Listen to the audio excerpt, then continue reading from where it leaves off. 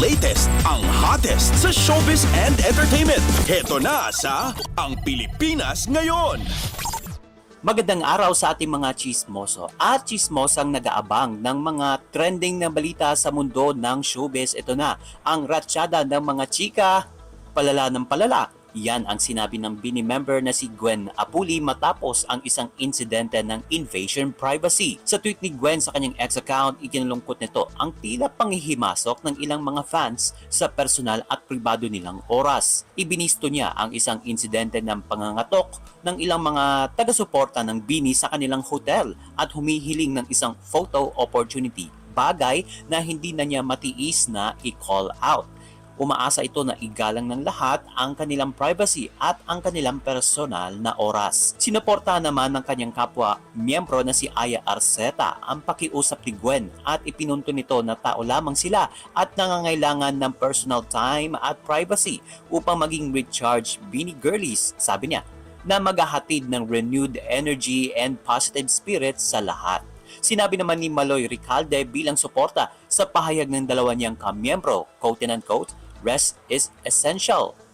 Matatanda na nanawagan ng privacy si Bini Aya matapos ang isang insidente ng paglapit ng isang lalaki sa kanya habang siya ay nakikipagbanding sa kanyang mga kaibigan sa isang bar sa Makati City nito lamang Hunyo. Ang latest, ang hottest sa showbiz and entertainment. Heto na sa Ang Pilipinas Ngayon.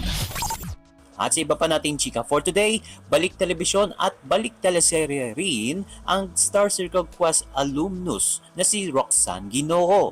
Magbabalik si Roxanne at gagampanan niya ang role bilang asawa ni Zandro Fernandez na gagampanan ng batikang aktor na si Albert Martinez sa teleserye ng ABS-CBN na Lavender Fields. Sa isang panayam, sinabi niya na magiging maiksi ngunit makabuluhan ang kanyang magiging partisipasyon sa teleserye.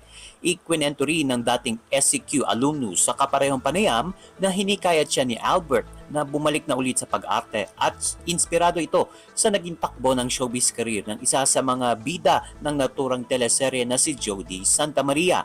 Asahan na ayon kay Roxanne ang mga eksenang may hugot sa pamamagitan ng mga baliktanaw o flashback. Ang latest, ang hottest sa showbiz and entertainment. Heto na sa Ang Pilipinas Ngayon.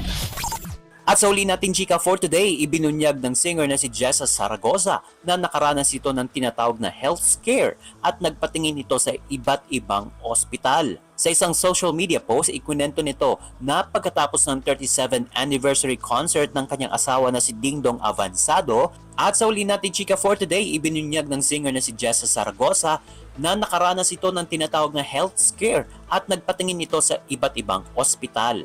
Sa isang social media post, ikwento nito na pagkatapos ng 37th anniversary concert ng kanyang asawa na si Dingdong Avansado ay nagpatingin ito sa iba't ibang mga ospital. Pag-amin niya, nagkasakit na ito bago pa man ang anniversary concert ni Dingdong.